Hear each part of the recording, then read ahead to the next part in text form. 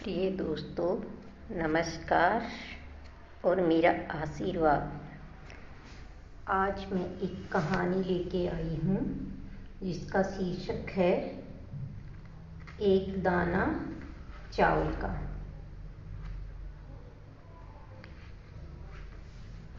जरा सुनिए। पहले ज़माने में भी राजाओं को कभी कभी उनकी अकल घास चरने चली जाती थी, इसलिए वह कभी कभी बिना सोचे विचारे लोगों को सजा सुना दिया करते।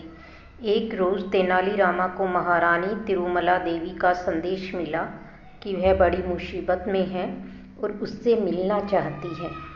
महारानी का संदेश पाते ही तेनालीरामा ने तुरंत महारानी के महल जा पहुंचा।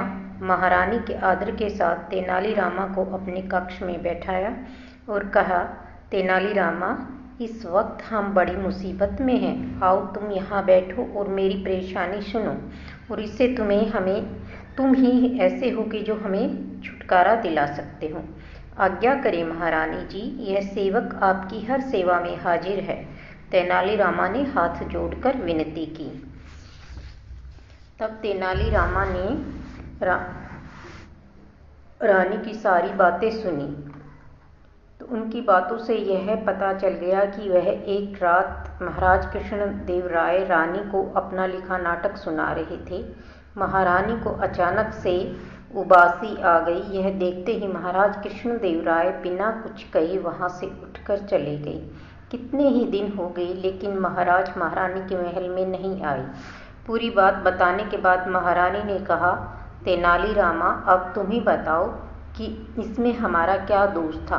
फिर भी हमने महाराज से क्षमा याचना की, पर उन पर हमारी इस क्षमा याचना का कोई भी असर नहीं पड़ा। अब तुम ही इसी समस्या का समाधान ढूंढ सकते हो। आप चिंता न करें महारानी जी, मैं अपनी ओर से पूरी कोशिश करूंगा। तेनालीरामा ने रानी से कहा, मुझे विश्वास है कि इस समस्या का कोई न कोई समाधान अवश्य निकलेगा। इतना कहकर तेनालीरामा ने महारानी को थोड़ा सा धीरज दी, सांत्वना दी और वहां से चले गए। तेनालीरामा सीधा राज दरबार पहुंचा। उस समय महाराज कृष्णदेव राय अपने मंत्रियों के साथ राज्य में चावल की पैदावार की स्थिति पर विचार कर रहे थे। चावल की उपज बढ़ाना राज्य के लिए बहुत आवश्यक है। राजा ने अपनी राय जाहिर करते हुए मंत्री से कहा, वैसे तो हमने चावल की उपज बढ़ाने के लिए बहुत से उपाय किए हैं, इससे हमें सफलता भी मिली है और लाभ भी हुआ है, लेकिन अभी समस्या पूरी तरह से सुलझी नहीं है। तभी तेनालीरामा ने अपनी जेब से चावल का एक दाना निकालते हुए कहा, महाराज, अगर चावल का यह दाना किसी खेत में बो दिया जाए तो चावल की उपज हर साल 4 गुना ज़्यादा होगी। अच्छा महाराज, कृष्णदेव राय ने उस चावल को बड़े ही आश्चर्य भरी निगाहों से देखा और कहा कि इस एक चावल से पूरे खेत में 4 गुना फसल पैदा हो जाएगी। फिर तो इसके लिए प्रजा पर कर का बोझ कम पड़ेगा और कम लागत आएगी। महाराज कृष्णदेव राय काफी खुश और हैरान हो गए। नहीं महाराज, तेनालीरामा ने कहा, चावल के इस दाने को बोने के लिए किसी भूमि की जरूरत नहीं है, न किसी खाद की। इसके लिए तो केवल ऐसे व्यक्ति की जरूरत है जिसे कभी उबासी न आती हो, और वह व्यक्ति इस चावल के दाने को किसी पोखर या तालाब में डाल देगा तो चावल की फसल लहलहा उठेगी। राज्य में फिर कभी चावल की कमी नहीं रहेगी और प्रजा सुख शांति से रहेगी और राज्य में कभी भी खाने की कमी नहीं होगी। यह मेरा दावा है महाराज।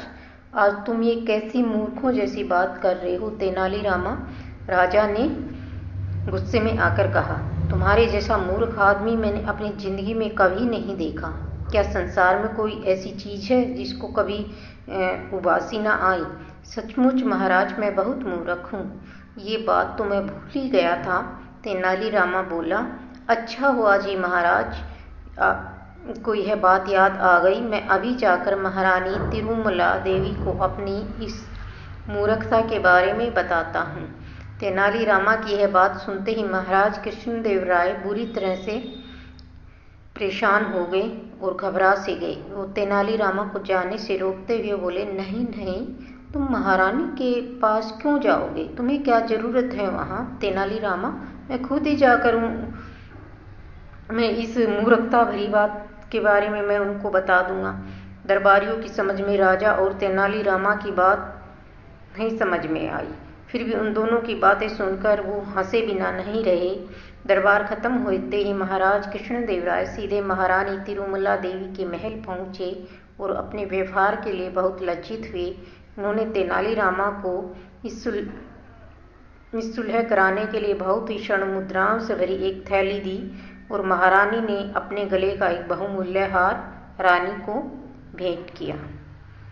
आपको ये कहानी कैसी लगी कमेंट बॉक्स में बताएं और चैनल को सब्सक्राइब करें। धन्यवाद।